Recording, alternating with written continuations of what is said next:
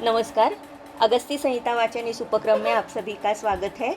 श्री चरक संहिता चिकित्सा स्थान द्वादशो अध्यायः अथातः श्वयथु चिकित्सितं व्याख्यास्यामः इति स्माह भगवान आत्रेयः।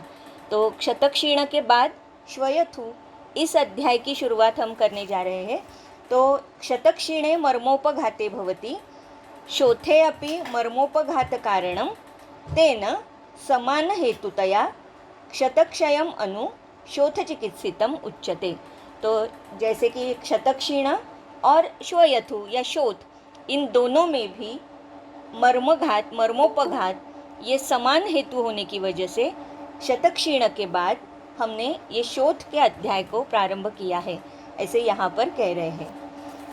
श्लोक नंबर 3। भीषग्वरिष्ठं सुरसिद्धजुष्टं मुनीन्द्रमत्यात्मजमग्निवेशः महागदस्य श्वयथोर्यथावत् प्रकोपरूपप्रशमान् पृच्छत्। तो ये सारे बहुविध विशेषण हैं अत्रेय जी के, और उनको ये पूछा जा रहा है कि महागद स्वरूप ये जो श्वयथु है इसका हमें प्रकोप, रूप और प्रशम इसके बारे में डिटेल में हमें बताइए, क्योंकि त्रिशोथीय अध्याय चरक सूत्र स्थान 18 इसमें भी शोथ का वर्णन बहुत डिटेल आ चुका है, लेकिन प्रशम के बारे में जैसे कि ये चिकित्सा स्थान है तो यहाँ पर रूप, पूर्व रूप या चिकित्सा इसके बारे में भी इसमें कहा गया है। तो ये थोड़ा सा डिफरेंस है। त्रिशोथीय अध्याय में भी शोथ के पूरा निदान, उसके हेतु, उसके लक्षण इसके बारे में बताया जा चुका है, लेकिन चिकित्सा के बारे में वहाँ सिर्फ चिकित्सा सूत्र के स्वरूप में आया हुआ है और यहाँ पर पूरी की पूरी चिकित्सा दी हुई है। तो जैसे कि हम प्रकोप यहाँ पर कहते हैं तो प्रकोप में हेतुओं का भी ग्रहण होता है। रूप जब कहा जाता है तो उसमें पूर्व रूप भी एक्सपेक्टेड है, और प्रशम जब कहा जाता है तो अर्थात इसमें चिकित्सा पूरी एक्सपेक्टेड है, जैसे कि शमन भी हो सकती है या शोधन भी चिकित्सा हो सकती है। तो इस तरीके से इस अध्याय में हमें हेतुओं से लेकर चिकित्सा तक पूरे श्वयथु का ज्ञान होना अपेक्षित है, और इसके बारे में यहाँ पूछा गया है। तस्मै जगादात् गदवेद सिंधु प्रवर्तनाद्रि प्रवरो त्रिजस्तान् वातादिभेदास्त्रिविधस्य सम्यक निजा निजैकांगज सर्वजस्त। तो यहाँ पर जैसे ये विशेषण मैंने कहे उसी तरीके से ये विशेषण यहाँ पर भी आए हैं। मैं विशेषणों के बारे में ज़्यादा एक्सप्लेन नहीं कर रही हूँ, क्योंकि ये विशेषण क्या क्या है आप भी यहाँ पर देख सकते हो। तो इस तरीके से ये जो महान अत्रेय ऋषि है तो ये अभी हमें किसके बारे में बताने जा रहे हैं, तो वातादि भेदा त्रिविध।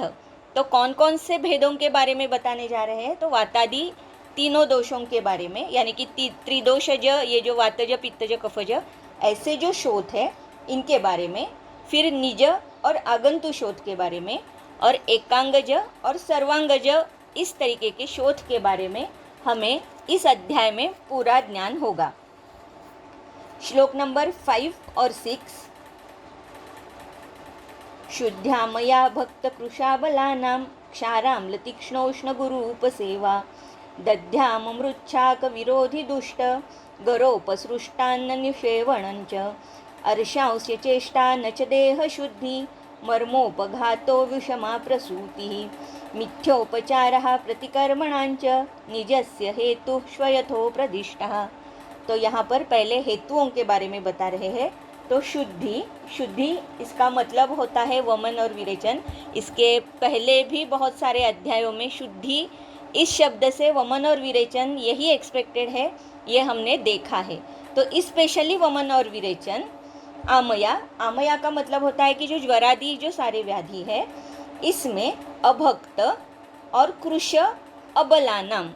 तो आइदर यानी कि यहाँ पर कुछ कंडीशनों के बारे में बता रहे हैं कि आइदर वमन विरेचन के बाद या किसी बड़े, जैसे ज्वरादि कोई बड़ा व्याधि हो चुका है और उसके बाद, या रुग्ण कैसा है, या अभक्त है या कृश है या अबल है।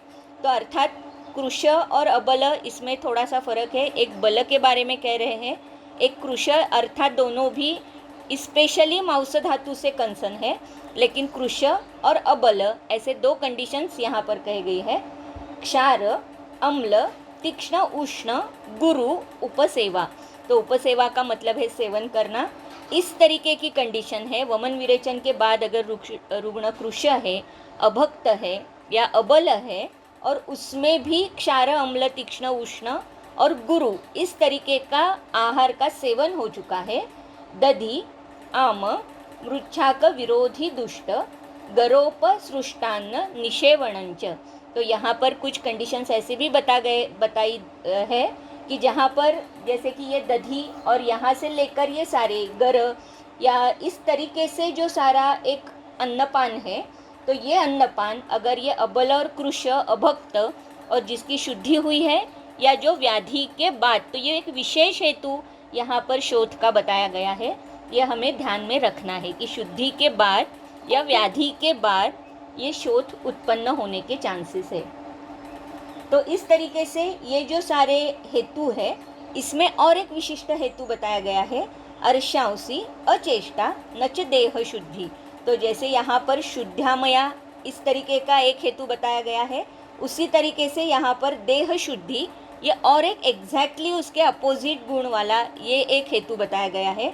तो बहुत बार ऐसे होता है कि दोषों का उत्क्लेश है या दोष बहुदोषावस्था की अवस्था में है और फिर भी वहाँ पर शोधन न होते हुए दोषों को सप्रेस किया जाता है। जैसे कि अगर छर्दी का पेशेंट है या अतिसार का पेशेंट है, तो बहुत बार रुग्ण पहले मॉडर्न मेडिसिन लेता है जहाँ पर ये सारे दोषों का सप्रेशन हो जाता है, जहाँ पर एक्चुअली शोधन अपेक्षित है या ऑलरेडी देह के द्वारा शोधन हो रहा है। तो वहाँ पर अगर हम ये सारे वेग रुकवाते हैं, देह शुद्धि जहाँ पर एक्सपेक्टेड है वो अगर नहीं की जाती, तो उसमें भी शोथ उत्पन्न होने की संभावना होती है। और अर्श जैसे व्याधि आप अगर चरक सूत्र स्थान 18 त्रिशोथी अध्याय अगर देखते हो, तो वहाँ पर बहुत सारे व्याधियों का वर्णन है कि जिसमें शोथ की उत्पत्ति हो जाती है। तो ये सारे व्याधि जो है ये शोथ के हेतु स्वरूप वहाँ पर बताए गए हैं। मर्मोपघातो विषमा प्रसूति ही। तो मर्मोपघात, और जैसे कि पहले श्लोक यानी अध्याय के पहले में ही बता चुके हैं कि क्षतक्षीण का हेतु भी मर्मोपघात है, उसी तरीके से यहाँ पर शोथ का भी कारण मर्मोपघात हो सकता है।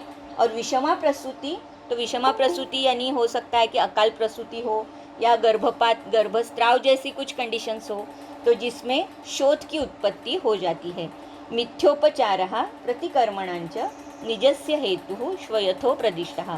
तो ये सारे निज शोध के हेतु है, जहाँ पर ये मिथ्योपचार या इस तरीके से यानी कि जो चिकित्सा है वो भी अगर मिथ्या चिकित्सा की जाती है, तो ये सारे निज शोध के हेतु बताए गए हैं। तो इस तरीके से ये 5 और 6 ये दो जो श्लोक है, इसमें सारे हेतुओं के बारे में बताया है। और जैसे मैंने कहा कि त्रिशोथी अध्याय में वहाँ पर भी एक बार ये अध्याय हमें ज़रूर पढ़ना चाहिए इस अध्याय से पहले। तो इस तरीके से यहाँ पर हेतुओं का वर्णन है। बहुत बार ऐसे होता है कि चरक में ये सिर्फ 8 ही व्याधि निदान स्थान में बताए गए हैं और बाकी के 30 व्याधि चिकित्सा स्थान में बताए गए हैं। तो बहुत बार ऐसे पूछा जाता है कि इतने ही व्याधि निदान में क्यों आए। तो मैंने इसके पहले भी शायद ये कहा है, लेकिन ऐसा है कि बहुत जगह पर ये सारे जो चिकित्सा स्थान के व्याधि है उसके यानी कि कहीं ना कहीं उसका उल्लेख निदान स्थान के अध्याय में, जैसे कि फॉर एग्जांपल मैंने कहा था जब हमने गुल्म देखा था, तो गुल्म ये एक अवस्था है जिसमें बहुत सारे व्याधि इंक्लूड हो सकते हैं, जैसे कि ग्रहणी है या अर्श है। तो इस तरीके से निदान स्थान में जो व्याधि बताए हैं उसका ही विस्तार ये चिकित्सा स्थान में हमें मिलता है। उसी तरीके से त्रिशोथी अध्याय अगर हम पढ़ते हैं तो उसी का विस्तार यहाँ पर हमें दिखाई देता है।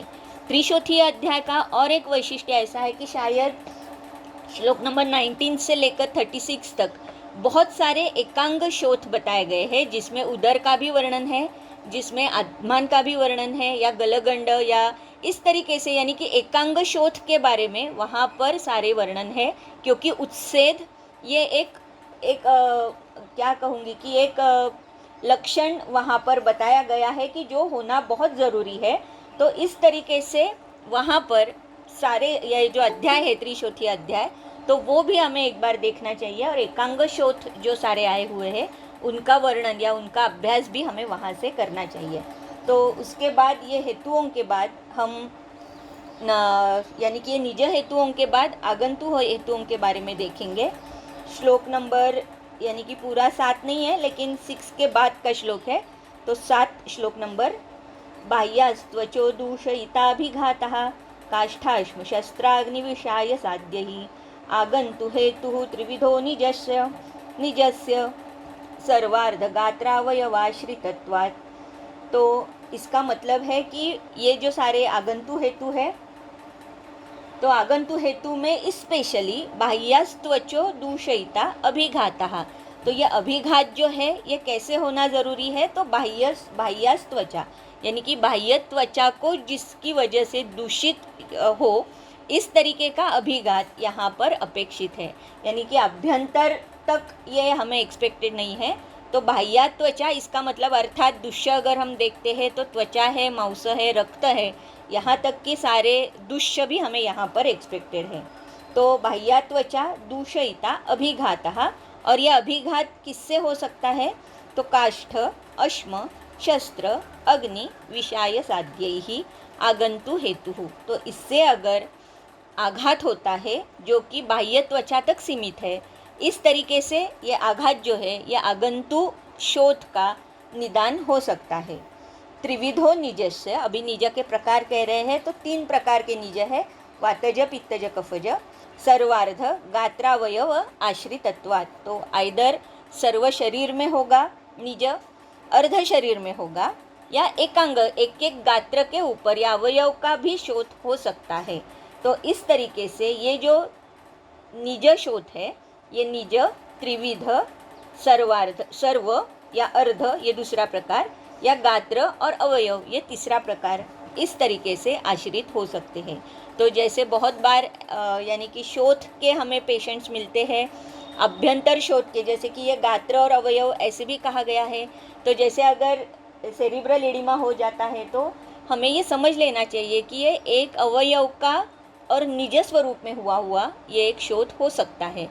तो इस तरीके से अभी के जितने सारे शोथ के अलग अलग प्रकार हमें मिलते हैं या अलग अलग प्रकार दिखाई देते हैं या अलग अलग मैनिफेस्टेशंस उसके हमें अभी दिखाई देते हैं, तो उसका कहीं ना कहीं हम शोथ अध्याय में निदान कर सकते हैं।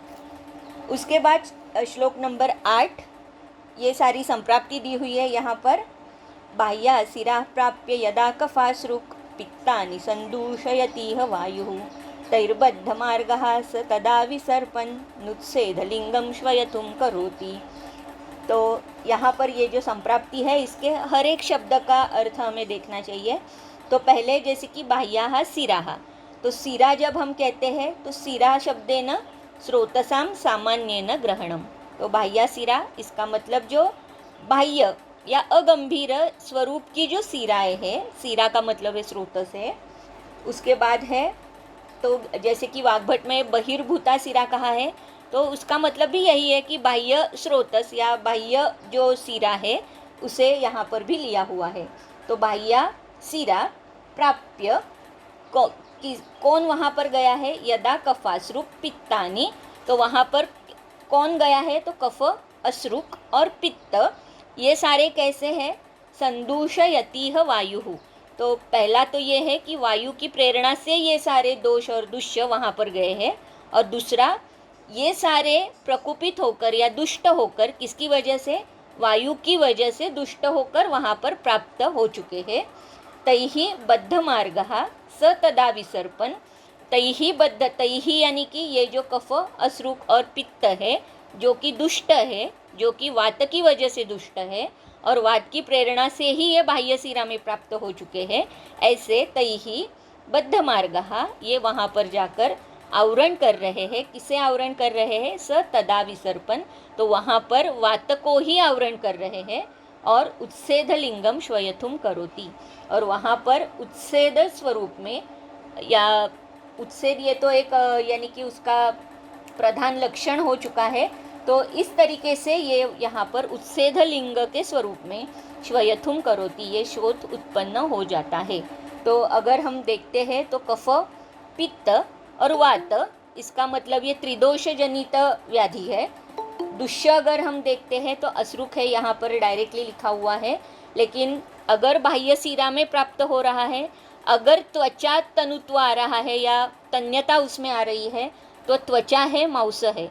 तो इसका मतलब है दोषों में त्रिदोष है, वात प्राधान्य है उसमें, कफ और पित्त है दूसरे स्थान में, और दुष्य में असृक, मांस और त्वचा, स्पेशली ये 3 ऐसे दुष्य के स्वरूप में यहाँ पर आते हैं। और वहाँ पर लक्षण जो है, मुख्य लक्षण वो क्या है, तो वो है श्वयथु।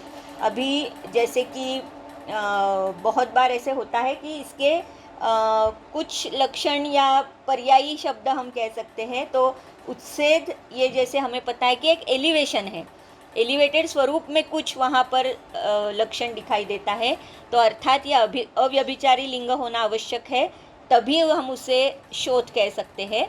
तो जैसे मैंने कहा कि त्रिशोथीय में 19 से लेकर 36 तक जो सारे एकांग शोथ के उदाहरण दिए हुए हैं, तो उसमें ये उच्छेद युक्त ही सारे लक्षण हैं, इसीलिए ये सारे शोथ के अंडर वहाँ पर डाले हुए हैं। इसीलिए उदर ये वहाँ पर शोथ के अंडर ही आया हुआ एक व्याधि है। एक्चुअली वो एक अलग सा व्याधि चिकित्सा स्थान में आया हुआ है, शोथ के तुरंत बाद का व्याधि है उदर, लेकिन फिर भी एकांग शोथ या उच्छेद युक्त ये अव्यभिचारी लिंग वहाँ पर उपस्थित होने की वजह से वो भी वहाँ पर हमें दिखाई देता है।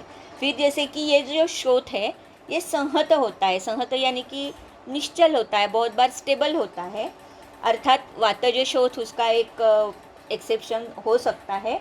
और निचयादत, इसका मतलब कि मराठी में हम जिसे साठने कहते हैं या एक्यूमुलेशन हम कह सकते हैं। तो इस तरीके के सारे लक्षण यानी कि दोषों का संचय वहाँ पर होना, एकांग स्थान में होना या सर्वांग जहाँ पर ये शोथ है वहाँ पर दोषों का संचय होना, ये स्पेशली यहाँ पर हमें एक्सपेक्टेड है। तो इस तरीके के त्रिदोषज और रक्त, मांस और त्वचा, ये दुष्य, इस तरीके का ये व्याधि उत्पन्न हो जाता है। इसके बाद श्लोक नंबर 9, उरस्थितैरूर्ध्वमधस्तु वायोः स्थानस्थितैर्मध्यगस्तैस्तु मध्ये सर्वांगगा सर्वगतैः क्वचित् स्थैर्दोषैः क्वचित् स्यात् श्वयथुस्तदाख्यः। तो यहाँ पर संप्राप्ति के बाद कौन कौन से स्थान पर, या अगर किसी एक स्थान पर अगर शोथ है तो इसका मतलब हमें कैसे निकालना चाहिए, दोषों की उपस्थिति कहाँ पर है और व्याधि कैसे उत्पन्न हो रहा है, इसका वर्णन यहाँ पर कह रहे हैं। कि जैसे कि अगर ये जो वायु है, अर्थात वायु का मतलब है उसके साथ कफ और पित्त भी है, क्योंकि उनकी दृष्टि हो चुकी है और वायु की प्रेरणा से वो भी बाह्य सिरा में प्राप्त हो चुके हैं। तो अगर ऐसी कंडीशन है तो शोथ जो है वो कहाँ पर हो सकता है, अगर वो ऊर्ध्व स्थान में शोथ आएगा, अगर ये वायु जो है ये उर स्थान में स्थित है। तो अगर यही वायु अगर पक्वाशय स्थित है तो अधस्थान में या अधोभाग में शरीर के शोथ उत्पन्न हो सकता है।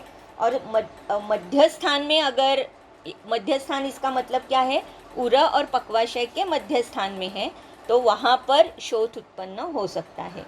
तो इस तरीके से ऊर्ध्व, अध और मध्य ऐसे अगर वायु की उपस्थिति है तो कहाँ कहाँ पर व्याधि उत्पन्न हो सकता है या शोथ उत्पन्न हो सकता है, इसके बारे में यहाँ पर कहा गया है। फिर श्लोक नंबर 10, उष्मा तथा स्याद्ववथुशिराणाम् आयाम इत्यैव च पूर्वरूपं सर्वस्त्रिदोषोऽधिकदोषलिङ्गैः तत्शब्दमभ्येति भिषग्जितं च।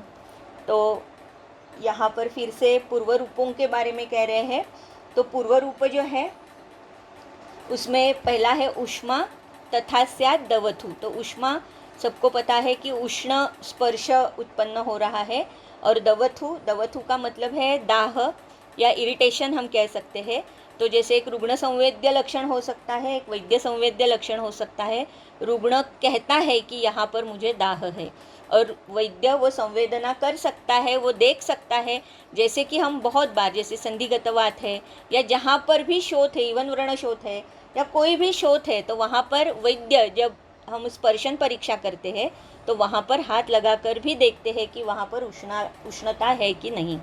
या अम्वात है तो वहाँ पर संधिस्थानी अगर शोथ है तो वहाँ पर भी वैद्य के द्वारा ये देखा जाता है कि वहाँ पर शोथ है कि नहीं। तो इस तरीके से उष्मा और दवथु ये दो अलग अलग लक्षण है, इसीलिए यहाँ पर आए हुए हैं। सीराणाम आयाम इति एव च पूर्वरूपम, अर्थात ये तन्यता आएगी क्योंकि दोषों का संचय है वहाँ पर, और मांस और त्वचा के बीच में अगर ये सारे दोषों का संचय है तो अर्थात वहाँ पर उच्छेद स्वरूप ये शोथ उत्पन्न हुआ है, तो इसीलिए सिराओं का आयाम होना यहाँ पर एक्सपेक्टेड है। तो इसीलिए इस तरीके से ये पूर्व रूपावस्था में आने वाले सारे लक्षण हैं। सर्वस्त्रिदोषो अधिक दोषलिंग ही तत्शब्दम अभ्येति विषर्जितंच, तो अर्थात भले ही ये व्याधि त्रिदोष जनित है, इसके पहले हमने प्रमेह भी देखा है, कुष्ठ भी देखा है, जहाँ पर ये तीनों दोषों का स्पेशली प्रकोप वहाँ पर एक्सपेक्टेड है। उसी तरीके से यहाँ पर भी जैसे वहाँ संप्राप्ति हो रही है, उसी तरीके से यहाँ पर भी ये संप्राप्ति हो रही है, लेकिन फिर भी जो अधिक दोष लिंग व्यपदेशस्तु भूयसा ये सारी जगह पर एप्लीकेबल है, यहाँ पर भी वो यही बता रहे हैं कि फिर भी जिस दोष का अधिक्य हमें वहाँ पर दिखाई देता है, अकॉर्डिंगली उसके लक्षण वहाँ पर दिखाई देते हैं, अकॉर्डिंगली हम उसका नामकरण कर देते हैं कि ये वातज शोथ है, पित्तज है या कफज है। तो इस तरीके से ये जो शोथ है ये सर्व त्रिदोषोज, ऐसा ही ये व्याधि है। तो कुष्ठ और प्रमेह की जैसे हमने संप्राप्ति देखी थी, उसी तरीके से यहाँ पर भी हमें तीनों दोषों के बारे में सोचना बहुत आवश्यक है। अभी श्लोक नंबर 11 यहाँ पर कुछ सामान्य लिंगम पठती, सामान्य लिंगों के बारे में बता रहे हैं। ये तो पूर्व रूप हो चुके हैं, अभी ये सामान्य रूप है या सामान्य लक्षण है। स गौरवम स्याद अनवस्थितत्वम सोत्सेदमुष्माथ सिरातनुत्वम सलोम हर्षांग विवर्णता च सामान्य लिंगम श्वयथो प्रदिष्टम। तो ये सारे सामान्य लिंग है, कौन कौन से? तो सगौरवम अर्थात वहाँ पर अगर संचय है दोषों का तो गौरव होगा। अनवस्थित इस तरीके से यानी कि अनवस्थित इसका मतलब है शायद कि ये एक जनरलाइज सिम्टम्स बता रहे हैं, तो जिसमें वात का भी यानी कि वातज के भी सारे लिंग अपेक्षित है, इसीलिए यहाँ पर अनवस्थितत्व कहा गया है। अनवस्थितत्व का मतलब होता है कि जो निश्चल नहीं है या जिसमें जो मूवेबल है, ऐसा इस तरीके का कुछ शोथ यहाँ पर एक्सपेक्टेड है। तो वातज भी इसमें इंक्लूड होने की वजह से शायद ये शब्द यहाँ पर आया हुआ है। स उत्सेधम उष्माथ सिरातनुत्वम, तो अर्थात हमने पूर्व रूप में भी देखा है कि सिरातनुत्व होगा, उष्मा वहाँ पर रहेगा। सलोमहर्षा अंग विवर्णताच, अंगों का या जहाँ पर शोथ है वहाँ पर वैवर्ण्य उत्पन्न होगा, लोमहर्ष होगा, और ये सारे सामान्य लिंग श्वयथु के हैं या शोथ के हैं। श्लोक नंबर 12 अभी त्रिदोष यानी कि एक एक दोषों का जो लिंग है या दोषों के जो लिंग है उसके बारे में बता रहे हैं। चल तनु त्वक परुषो अरुणोसितः प्रसुप्ति हर्षार्ति युतो अनिमित्ततः प्रशाम्यति प्रोन्नमति प्रपीडितो दिवाबली च श्वयथुः समीरणात्। तो यहाँ पर ये जो समीरणात् वातज या वात प्राधान्य से उत्पन्न हुआ जो शोथ है, वहाँ पर कौन कौन से लक्षण दिखाई देंगे? तो अर्थात जो वात के जो गुण हैं उसी के अनुसार ये सारे लक्षण हमें दिखाई देंगे कि शोथ कैसे है, चल है, तनु है, त्वक जो है ये परुष अरुण या असित यानी कि कृष्ण वर्ण की इस तरीके से वहाँ पर वैवर्ण्य उत्पन्न होगा। प्रसुप्ति है, हर्ष है, या प्रसुप्ति का मतलब अगर हम टीका देखते हैं तो सुप्ति ही स्पर्श अज्ञानः, तो वहाँ पर स्पर्श का ज्ञान कम होना या नहीं होना, इस तरीके से लक्षण उत्पन्न होंगे। हर्ष, हर्षः झणझणिका इति ख्याता वेदना किंवा रोमहर्षः, तो मराठीमध्ये जसं आपण झिंझिण्या येणं म्हणतो उसी तरीके का ये शब्द आया हुआ है। तो ये हर्ष है या रोमहर्ष है, ये दोनों शब्द यहाँ पर एक्सपेक्टेड है। और इसका ये कैसा है स्पेसिफिकली कि अनिमित्ततः, यानी कि ये जो हर्ष या सुप्ति ये लक्षण कैसे उत्पन्न हो जाएंगे, ये अनिमित्त उत्पन्न हो जाएंगे। इसके कुछ कारण हम नहीं बता सकते या स्पेसिफिक कुछ हम नहीं बता सकते कि ये लक्षण क्यों उत्पन्न हो जाते हैं या कब उत्पन्न होंगे, रादर ये कभी भी उत्पन्न हो सकते हैं। प्रशाम्यति प्रोन्नमति प्रपीड़ितो, और जैसे ही ये अनिमित्ततः उत्पन्न होंगे उसी तरीके से अनिमित्ततः ये प्रशाम्यति, इसका शमन भी अनिमित्त होगा, यानी किससे शमन होगा और किसी से भी ये शोथ बढ़ सकता है, इसका निमित्त हम नहीं बता सकते। प्रोन्नमति प्रपीड़ितो, और जैसे कि हम शोथ जब भी होता है तो ये पीड़ना करके हम देखते हैं कि whether it is pitting oedema और नॉट। तो ये जो सारी चीज़ें हैं ये हम देखते हैं, लेकिन वातज शोथ में या वात प्रधान शोथ में अगर हमने प्रपीड़न भी किया तो भी तुरंत ये जो शोथ है, जो एक पिटिंग या नीचे जो गया हुआ पिटिंग है, तो वो तुरंत ऊपर आ जाता है। इसीलिए यहाँ पर कहा है कि प्रोन्नमति प्रपीड़ितो दिवाबली च श्वयथुः समीरणात्। और ये जो समीरणात् या वात प्रधान ऐसा जो शोथ है ये स्पेशली कैसा है तो दिवाबली है। तो अगर हम यानी कि मॉडर्न मेडिसिन में एडिमा या स्वेलिंग के बारे में अगर देखते हैं तो वहाँ पर भी एडिमा के स्केल्स दिए हुए हैं।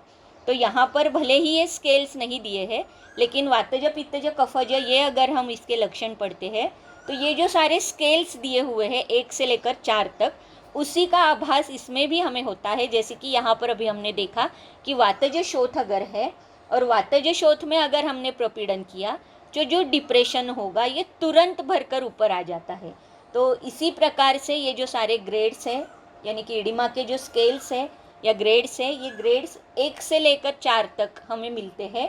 और एक यानी कि वात ऐसे तो स्पेसिफिक हम नहीं कहेंगे, लेकिन ऐसा है कि अगर 2 mm का डिप्रेशन है, ये जो स्केल्स दिए हुए हैं, तो ये ऐसे होता है कि पहला अगर हमने प्रपीड़न किया तो 2 mm तक का ही डिप्रेशन है, लेकिन वो बेयरली विजिबल है क्योंकि 2 mm ये बहुत ही निग्लिजिबल डिप्रेशन है।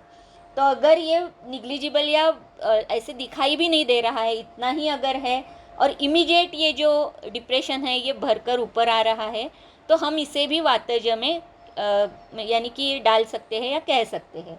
तो ग्रेड 1 जो है एडिमा की ये वातज का प्रकार हो सकता है, या इवन ग्रेड 2 जो है तो उसमें भी 3 या 4 mm तक ही डिप्रेशन होता है और विदिन 15 सेकंड्स मैक्सिमम ऐसे वो भरकर ऊपर आ जाता है। तो ये भी इसका मतलब है कि तुरंत ही ऊपर आ रहा है। 15 सेकंड्स ये भी बहुत ही कम समय है। तो मेरे ख्याल से ग्रेड 1 और 2 जो है ये हम वातज में डाल सकते हैं। जैसे कि 3rd ग्रेड बताई गई है, उसमें 5 to 6 mm का डिप्रेशन बताया है और 10 to 13 सेकंड्स का समय उसे लगता है ये डिप्रेशन भरने के लिए। तो यानी कि जैसे मैंने कहा कि हम एग्जैक्ट तो कोरिलेट नहीं कर सकते, लेकिन कहीं ना कहीं ये ग्रेड्स का उपयोग हम अपने चिकित्सा में ज़रूर करके ले सकते हैं। तो ये 5 to 6 का 3rd ग्रेड है और 8 mm का जो है ये वेरी डीप है डिप्रेशन। तो ये जो है ये हम कफज में डाल सकते हैं और उसके लिए जो समय लगता है वो मोर देन 20 सेकंड्स ऐसे कहा गया है। तो अर्थात ये हम कफ में ज़रूर डाल सकते हैं, ऐसा मुझे लगता है। आपका मत अलग हो सकता है, लेकिन जब हम स्वेलिंग या एडिमा पढ़ते हैं मॉडर्न मेडिसिन का तो उसमें इस तरीके के 4 ग्रेड्स आते हैं जो कि हम ये वातज पित्तज और कफज के लिए थोड़े बहुत तो अप्लाई कर सकते हैं। तो इस तरीके से यहाँ पर ये जो प्रोन्नमति प्रपीड़ितो इसका जो अर्थ आया हुआ था, तो ये मेरा इंटरप्रिटेशन था, आपका अलग हो सकता है। उसके बाद जो है पित्त के सारे लिंग दिए हुए पित्तज शोथ के, तो मृदुः सगंधो असीत पीतरागवान भ्रम ज्वर स्वेद तृषा मदान्वितः य उष्यते स्पर्श रुक अक्षिरागकृत सपित्तशोथो भृषदाह पाकवान। तो अर्थात ये सारे पित्त के गुण जो है उसी तरीके से सारे लक्षण हैं कि दाह बहुत होगा उसमें और ये पाकवान होगा। ये जो शोथ है ये पाकवान होगा, मृदु होगा, गंधयुक्त होगा, सगंध है, असीत है यानी कि कृष्णवर्णी या पीतवर्णी होगा या अरक्तवर्णी होगा। और सर्वांग जो लक्षण है तो ये भी हमने देखा था कि व्याधि भले ही एकांग है, लेकिन दोषों का संचार जो है ये हमेशा वो प्राकृत स्वरूप में भी और दुष्ट जब है तब भी पूरे शरीर में संचार होता है। ये सारे दोष सर्व संचारी होते हैं, सर्व शरीर संचारी होते हैं। उसकी वजह से स्थानिक लक्षण भी अगर आते हैं तो भी सार्वदेहिक भी उसके लक्षण दिखाई देते हैं। इसके पहले सारे अध्याय में हमने ये बहुत बार इसके बारे में चर्चा की है। उसी तरीके से यहाँ पर भी जो शोथ है ये यानी कि एकांग सारे लक्षणों के बारे में यहाँ पर दिखाई दे रहा है, लेकिन सर्वांग लक्षणों में भ्रम, ज्वर, स्वेद, तृषा और मद इस तरीके के लक्षणों की उत्पत्ति हो जाती है। या यहाँ पर जैसे कहा है कि स्पर्शरुक, यानी कि स्पर्शरुक इसका मतलब है कि टेंडरनेस है वहाँ पर, बिल्कुल भी स्पर्श जो है स्पर्शनम न सहते ऐसे कहा गया है। तो इसका मतलब कि टेंडरनेस बहुत पित्त प्रधान शोथ में हो जाता है। और अक्षी रागकृत, अक्षी यानी कि आँखों में भी एक आरक्त वर्ण उत्पन्न हो जाता है। इस तरीके के ये सारे लक्षण पित्तज शोथ के हैं, जो कि भृश दाह और भृश पाकवान होता है। इसके बाद श्लोक नंबर 14, यहाँ पर कफ प्रधान शोथ के बारे में कह रहे हैं। तो गुरुः स्थिरः पाण्डुः अरोचकान्वितः प्रसेक निद्रा वमी वह्निमान्द्यकृत सकृच्छ्रजन्म प्रशमो निपीडितो न च उन्नमेत रात्रि बलि कफात्मकः। तो यहाँ पर जैसे मैंने अभी ये ग्रेड्स के बारे में कहा है, तो ये ग्रेड्स का फिर से यहाँ पर उल्लेख आया है कि कफात्मक या कफ प्रधान ऐसा अगर ये शोथ है तो ये क्या है, निपीड़ितो न च उन्नमेत। तो इसका मतलब है कि निपीड़ित अगर हमने ये किया तो जो डिप्रेशन है ये तुरंत ऊपर नहीं आता, इसे बहुत समय लगता है, यानी कि ये पिटिंग इडिमा यहाँ पर है। और इसलिए मैंने कहा कि ये ग्रेड्स में हम देख सकते हैं कि ये कितनी ग्रेड है, और अकॉर्डिंगली एक थोड़े बहुत यानी कि अर्थात बाकी के लक्षणों के बारे में भी हमें सोचना है, लेकिन फिर भी एक थोड़ा बहुत अंदाज़ा तो हम ला सकते हैं कि ये वात प्रधान है, पित्त प्रधान है या कफ प्रधान है। तो यहाँ पर ये जो शोथ है ये गुरु है, स्थिर है। तो स्थिर का मतलब जैसे हमने देखा कि वातज शोथ जो था ये कैसा था कि वो यानी कि वहाँ पर चलगुण प्रधान था, लेकिन यहाँ पर ये कफ प्रधान है, इसीलिए ये स्थिर गुणात्मक है। पांडुः अरोचकान्वितः, तो अर्थात उसके साथ पांडु और अरोचक ये लक्षण भी उसके साथ आएंगे। प्रसेक, और जैसे ये पांडु स्पेशली यहाँ पर ये व्याधि का वर्णन, व्याधि या लक्षण हम कह सकते हैं, लेकिन ये व्याधि के बाद यानी अष्टांग हृदय भी अगर हम देखते हैं तो पांडु और शोथ एक साथ दी हुई चिकित्सा है, चिकित्सा स्थान में अगर हम देखते हैं तो इसका मतलब है कि पांडु के बाद शोथ आता है, क्योंकि अष्टांग हृदय में भी पांडु के बाद कामला, कामला के बाद कुंभ कामला, और कुंभ कामला इसमें शोथ प्राधान्य है, इसीलिए कुंभ कामला के बाद शोथ, इस तरीके का ये क्रम आया हुआ है। तो इसीलिए यहाँ पर भी अगर हम देख सकते हैं तो ये पांडु, इसीलिए मैंने कहा कि त्रिशोथीय में भी जाकर देखिए बहुत सारे व्याधियों का उल्लेख वहाँ पर है, और ये जो सारे व्याधि है इसमें शोथ कैसे उत्पन्न हो जाता है ये भी देखने वाली एक बात है। तो इसीलिए यहाँ पर ये पांडु है, अरोचक है, इसके साथ ये गुरु और स्थिर इस स्वरूप का शोथ उत्पन्न होता है। और प्रसेक है, निद्रा है, निद्रा अधिक्य हो जाता है। वमी है, वह्निमान्द्यकृत अर्थात छर्दी, और वह्निमान्द्यकृत अग्निमान्द्य भी उत्पन्न वहाँ पर हो जाता है। और यहाँ पर ये छर्दी वगैरह ये जो बाकी के हैं, तो जैसे कि उसके उपद्रव भी है शोथ के, तो वो भी यहाँ पर उसमें भी ये छर्दी और बाकी के लक्षण है, ये भी हमें त्रिशोथीय में इसका वर्णन मिलता है। तो जब हम यहाँ पर इस अध्याय में भी जब हम इसका साध्यता देखेंगे तब ये फिर से वमी का उल्लेख आ जाता है। सकृच्छ्र जन्म प्रशमो निपीड़ितो न च उन्नमेत रात्रि बलि कफात्मकः। तो कृच्छ्र जन्म यानी कि जैसे वातज में हमने देखा कि ये कैसे भी उत्पन्न हो सकता है, कभी भी इसका प्रशम हो सकता है, क्योंकि अस्थिर ये जो वात का गुण है इसके एग्जैक्टली अपोजिट यहाँ पर स्थैर्य है। तो इसीलिए ये जो उत्पन्न होगा ये उत्पन्न भी बहुत देर के बाद उत्पन्न होगा, लेकिन जो उत्पन्न होगा तो वो कैसे होगा, वो पिटिंग एडिमा होगा, उसमें जो डिप्रेशन है ये बहुत होगा, और ये जो उन्नमन उसका होगा उसके लिए भी बहुत समय लगेगा। रात्रि बलि कफात्मकः, तो वातज का हमने देखा था कि वो दिवा बलि था, और कफ जो है ये रात्रि बलि हो सकता है। तो यहाँ पर हम टीका एक बार देखेंगे। रात्रि बलि कफात्मक इति रात्रौ स्रोतोरोधजनेन देहक्लेदेन अचेष्टया वा कफस्य वृद्धत्वात् तज्जनितशोथो बलवान भवति। तो यहाँ पर रात्रि बलि ये क्यों है इसके बारे में कह रहे हैं कि स्रोतोरोध हो जाता है। रात्र कैसे है कि वो शीत होती है, शीत गुणात्मक होती है, उसकी वजह से एक प्राकृत स्वरूप में ही वहाँ पर स्रोतोरोध होता है। तो इसीलिए इवन बस्ती अध्याय जब हम देखते हैं सिद्धि स्थान में, तो वहाँ पर भी कहा गया है कि रात्रिम बस्तिम न दद्यातु। तो रात्रि में बस्ती क्यों नहीं देना है कि शीतकाल है और वहाँ पर स्रोतोरोध प्रकृतितः ही हो जाता है, इसीलिए वहाँ पर अगर हम अनुवासन देते हैं तो स्रोतोरोध और बढ़ेगा और जो काम हमें एक्सपेक्टेड है वो नहीं होगा।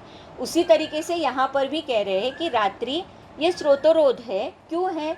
तो देह क्लेदेन अचेष्टया व कफस्य वृद्धत्वात्। तो वहाँ पर एक तो देह में क्लेद की वृद्धि है, चेष्टा नहीं है, और दूसरा की कफ की वृद्धि है।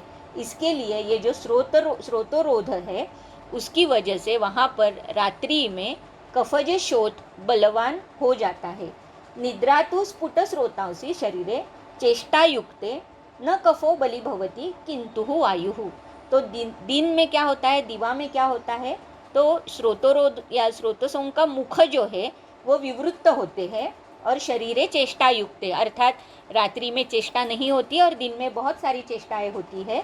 इसकी वजह से कफ बलीभूत नहीं होता किंतु वायु, लेकिन वायु बलीभूत होता है। इसीलिए तेन वातशोथो दिवा बलि भवति। इसीलिए वातज शोथ जो है या वात प्रधान शोथ जो है ये दिवा या दिन में बलि भवति कफ शोथस्तु ह्रियते। और कफ शोथ जो है ये रात में या रात्रि बलि हो जाता है। तो इस तरीके से इसका मतलब है कि जब भी हम रुग्ण की केस टेकिंग लेते हैं, हिस्ट्री लेते हैं, तो ये भी पूछना बहुत आवश्यक हो जाता है कि आपका ये जो शोथ है ये बलवान कब होता है या अनुपशय उपशय ये आपको कब मिलता है।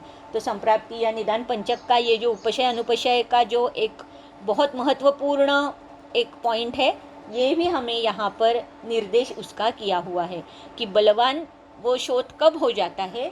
ये अगर रुग्ण हमें बता पाता है तो अर्थात उसकी वजह से हमें एक तो निर्देश या दोषों के बारे में कुछ तो समझ में आ सकता है। तो इसीलिए हिस्ट्री टेकिंग बहुत ही इम्पोर्टेंट हो जाता है। तो इस तरीके से वातज, पित्तज और कफज या वात प्रधान, पित्त प्रधान और कफ प्रधान ऐसे शोथ के सारे लक्षण, सामान्य लक्षण भी बताए, पूर्व रूप के लक्षण भी बताए, और यहाँ पर हर एक दोष जनित जो लक्षण है इसके बारे में भी बताया जा चुका है। इसके बाद जो है श्लोक नंबर 15, तो यहाँ पर साध्य साध्यत्व के बारे में बता रहे हैं या असाध्य लक्षणों के बारे में बता रहे हैं, या जैसे हम बैड प्रोग्नोसिस कह सकते हैं उसके बारे में बता रहे हैं।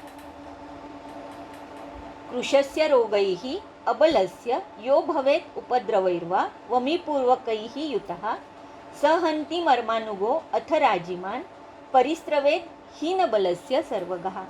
तो अर्थात कृशस्य रोगैः अबलस्य, तो बेसिकली शोथ का जब हमने हेतु देखा था तो विशेष हेतु में व्याधि, बहुत बड़ा कुछ व्याधि है और उसके बाद आने वाला अबलत्व है। उसमें अगर ये क्षार और बाकी के जितने सारे गुणात्मक या रसात्मक ऐसे जो आहार के बारे में बताया था, तो उसमें भी रोगैः अबलस्य ये एक प्रधान हेतु बताया था या विशेष हेतु बताया था। तो उसी तरीके से यहाँ पर वो बता रहे हैं कि बेसिकली रुग्ण कृश है और रोग की वजह से, यानी कि जो व्याधि उसे हुआ है शोथ के पहले, उसकी वजह से भी वो अबलत्व उसे आ चुका है। तो इसका मतलब है अबलत्व आ चुका है, इसका मतलब मांस का भी क्षय वहाँ पर है। तो हमने इंद्रिय स्थान जब देखा था तो वहाँ पर बल इस शब्द के बारे में हमने बहुत चर्चा की थी। तो बल अबल ये शब्द जब आता है तब कौन कौन से यानी कि धातुओं के बारे में हमें सोचना पड़ता है, ये भी हमने तभी देखा था। तो जैसे बल हम कहते हैं तो अर्थात पहला धातु है वो मांस है, अर्थात रक्त धातु का क्षय भी वहाँ पर एक्सपेक्टेड है, शुक्र का क्षय भी वहाँ पर एक्सपेक्टेड है, वहाँ पर ओज का क्षय भी हमें एक्सपेक्टेड है। तो इस तरीके से ये जो अबल शब्द है, तो रोग की वजह से इतने सारे धातुओं का अगर क्षय वहाँ पर हमें दिखाई देता है और उसकी वजह से अगर अबलत्व रुग्ण को है, तो अर्थात उसमें उत्पन्न जो शोथ है वो कैसा है, तो ये सारा असाध्य शोथ है। उपद्रवैर्वा यो भवेत् उपद्रवैर्वा, या शोथ के साथ साथ अगर उपद्रवों की उत्पत्ति हो जाती है तो वो भी सारे कैसे हैं कि ये भी सारे उपद्रव अगर उत्पन्न होते हैं तो ये शोथ असाध्य हो जाता है। तो जैसे कि चरक सूत्रस्थान अध्याय 18 और श्लोक नंबर 18 त्रिशोथीय में हम देख सकते हैं कि कौन कौन से सारे उपद्रव वहाँ पर कहे गए। तो जैसे मैंने अभी इसके यहाँ पर कफज शोथ में कहा था कि वमी ये शब्द जो है ये उसके उपद्रव में भी आया हुआ है। तो उपद्रव जो है ये उपद्रव जैसे कि छर्दी है तो पहला ही छर्दी आया हुआ है, श्वास है, अरुचि, तृष्णा, ज्वर, अतिसार एवच, सुप्ति या जैसे कि उसका एक यहाँ पर सप्तकोयम ऐसे, एक्चुअली त्रिशोथीय में सप्तकोयम ऐसे कहा गया है। सदौर्बल्यः शोफोपद्रव संग्रह ऐसे कहा गया है। तो सुप्ति या सप्तको अयम ऐसा उसका पाठभेद है, आप नीचे भी देख सकते हो। तो सप्तको अयम सदौर्बल्यः इति पाठः, तो ये पाठभेद एक आ चुका है, लेकिन त्रिशोथीय अध्याय में सप्तको अयम ऐसा ही शब्द आया हुआ है। तो ये सारे जो है ये कैसे है, ये उसके उपद्रव है। अगर उपद्रव के साथ ये शोथ उत्पन्न हुआ है तो अर्थात ये कैसा है, असाध्यता का द्योतक है, वो असाध्य हो चुका है, ऐसे हम समझ सकते हैं। सहंति ही मर्मानुगतो, तो अगर ये जो शोथ है ये मर्मानुग अगर हो जाता है तो वो भी कैसे है, असाध्य है। राजीमान परिस्रवेद हीन बलस्य सर्वगः, और सर्व शरीर में अगर इसका प्रसार हो चुका है, परिस्राव है वहाँ पर, राजीमानत्व वहाँ पर आ चुका है, तो इस तरीके का ये जो शोथ है ये कैसे है, असाध्य है। फिर इसके बाद श्लोक नंबर 16, अहीनमौसस्य य एकदोषजो नवो बलस्थस्य सुखः स साधने निदान दोषर्तु विपर्ययक्रमैः उपाचरेत्तम बल दोष कालवित। तो ये श्लोक 16 जो है उसका आधा जो है अहीनमौसस्य, तो ये स्पेशली आया हुआ है साध्यता के लिए। जैसे कि पहले असाध्य लक्षण बताए, उसके बाद अभी साध्य या में भी हो सकता है कि कष्ट साध्य हो सकता है, लेकिन उसके लक्षण आए हैं कि अहीनमौसस्य, तो अर्थात रुग्ण कैसा है, यानी कि जिसका बल हानि जिसकी हुई है इस तरीके का इतना बलरहास नहीं है, तो अहीनमौसस्य, तो उसका बल भी ठीक ठाक है, या मौस भी कैसा है, उसकी हानि नहीं हुई है या क्षय नहीं हुआ है। एकदोषज है, अर्थात हमेशा एकदोषज अगर व्याधि है तो वो कैसे होता है, सुख साध्यता की ओर जाता है। तो व्याधि एकदोषज है। एकदोषज यानी कि इसका मतलब यहाँ पर ऑलरेडी ये त्रिदोष जनित ही व्याधि है। कुष्ठ में भी हमने ये देखा है, प्रमेह में भी हमने ये देखा है, लेकिन फिर भी जो एक दोष का डोमिनेंस है वो अगर ज़्यादा है तो ये एकदोषज हम कह सकते हैं। नव है और रुग्ण कैसा है कि बलस्थ है, उसमें बल है, तो ये सारी कंडीशंस अगर फेवरेबल है तो शोथ ये सुख साध्य या हो सकता है कि कृच्छ्र साध्य हो जाता है। तो त्रिशोथीय में इसके और सारे लक्षण बताए हैं कि कौन कौन से लक्षण अगर है तो हम ये कह सकते हैं कि ये सुख साध्य है, कृच्छ्र साध्य है, याप्य है या असाध्य है। तो वो लक्षण वहाँ पर आप देख सकते हो। और यहाँ पर ये जो श्लोक नंबर 16 का जो आधा श्लोक है कि निदान दोष ऋतु विपर्यय क्रमैः उपाचरेत्तम बल दोष कालवित। तो यहाँ पर उपाचरेत्तम यानी कि यहाँ तक का निदान का पार्ट समाप्त हुआ है। अभी इसके बाद जो भी कहेंगे ये चिकित्सा के बारे में कह रहे हैं। तो चिकित्सा सूत्र में हम ये कह सकते हैं कि निदान दोष और ऋतु इसके विपर्यय क्रम में उपचार करने हैं, लेकिन इसके लिए क्या क्या समझ में आना चाहिए, तो बल, दोष और काल।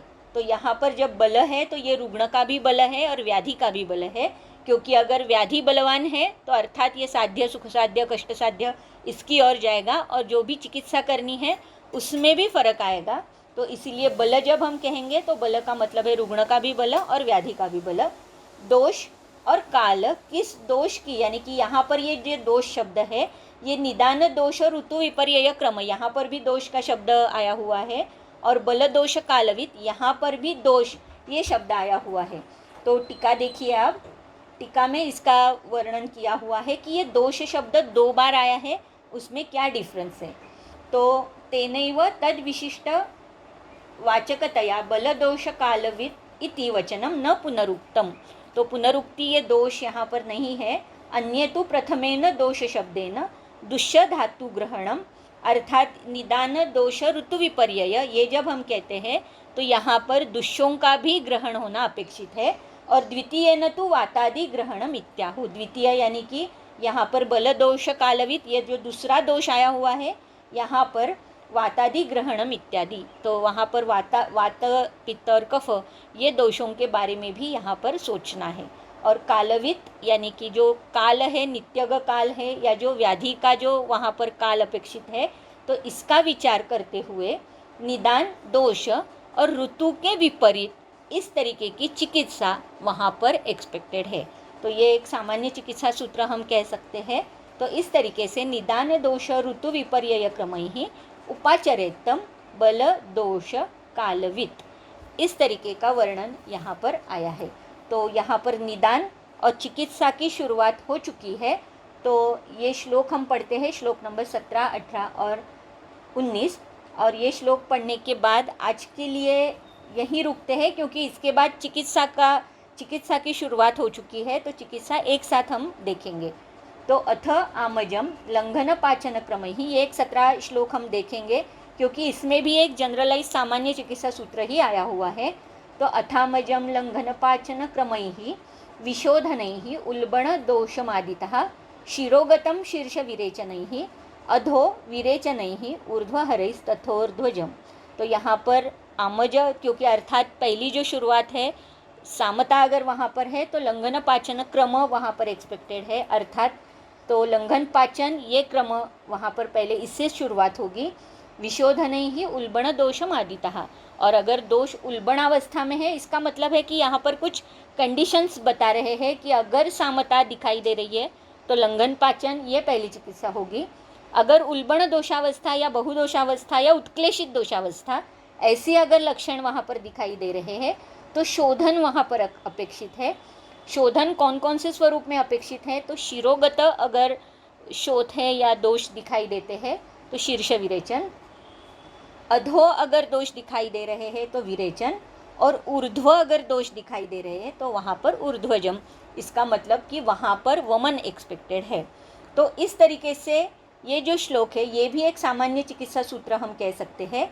उपाचरेत स्नेह भवम विरुक्षणैः प्रकल्पयेत स्नेह विधिं च रुक्षजे विबद्ध विटके अनिलजे निरूहणम घृतम तु पित्तानिलजे सतिक्तकम। तो यहाँ पर जैसे कि उपाचरेत स्नेह भवम विरुक्षणैः, तो यहाँ पर रुक्षण कब करना है कि स्नेहोद्भव अगर शोथ है, स्नेह के अतियोग की वजह से आने वाला अगर ये शोथ है तो वहाँ पर रुक्षण की अपेक्षा है। और अर्थात अतिरुक्षता की या अतिरुक्षण की वजह से उत्पन्न हुआ अगर शोथ है तो वहाँ पर स्नेहपान या स्नेहन की अपेक्षा है। विबद्ध विटके अनिलजे निरूहणम, तो वहाँ पर वातज है और विबद्ध विटकता है तो वहाँ पर निरूह की अपेक्षा है। और पित्त अनिलज है तो वहाँ पर घृतपान अपेक्षित है, और वो भी सतिक्तक घृतपान अपेक्षित है। तो ज्वर में भी हमने इस तरीके से कंडीशंस देखे थे जीर्ण ज्वर में कि कौन कौन सी अवस्था में हमें घृतपान करना है, कौन सी अवस्था में हमें क्षीरपान करना है, कौन सी अवस्था में हमें निरूह देना है, या जैसे कि क्षीरबस्ती हम दे सकते हैं तो वो भी कौन सी अवस्था में देना है। तो निरूह और दुग्ध इसका कॉम्बिनेशन भी हम कर सकते हैं, और वो कब कर सकते हैं। तो ये जीर्ण ज्वर का जब हमने चिकित्सा सूत्र और चिकित्सा सारी देखी थी तब भी इसका विश्लेषण मैंने किया था। और यहाँ पर भी एक क्लियर कट लिखा हुआ है कि वात प्रधान और बद्ध विटके, तो इसका मतलब है कि पक्वाशयगत ये दोष है या वात है और वहाँ पर विबद्धता आ चुकी है मल को, तो वहाँ पर निरूहण की अपेक्षा है। और अगर पित्त और वातज ऐसे कॉम्बिनेशन की वजह से उत्पन्न शोथ है तो वहाँ पर सतिक्तक घृतपान वहाँ पर हमें एक्सपेक्टेड है। विशोधनीय तो समुत्रमिष्यते पयश्च मूर्छा अरति दाहतर्षिते विशोधनीय तो समुत्रमिष्यते कफोत्थितं क्षारकटुष्ण संयुतैः समुद्र तक्रासव युक्तिभिः जयेत। तो यहाँ पर वातज के बारे में कह चुके हैं। पित्त और वात का कॉम्बिनेशन है तो क्या वहाँ पर हमें प्रयोग जिसका करना है इसके बारे में कह चुके हैं। और कफोत्थित अगर है तो कफोत्थित में क्षार कटु उष्ण इस तरीके से मूत्र तक्र और आसव युक्तिपूर्वक देने के लिए कहा हुआ है। और पयश्च मूर्छा अरति दाहतर्षिते, पयपान कब करना है तो मूर्छा है, अरति है, दाह है और तृष्णा है, ऐसी कंडीशंस। तो यहाँ पर अगर हम देखते हैं तो ये भी सारे जैसे कि पित्त प्रधान और वातानुबंधी ऐसे कुछ लक्षण यहाँ पर है, लेकिन यहाँ पर पयपान लिखा हुआ है।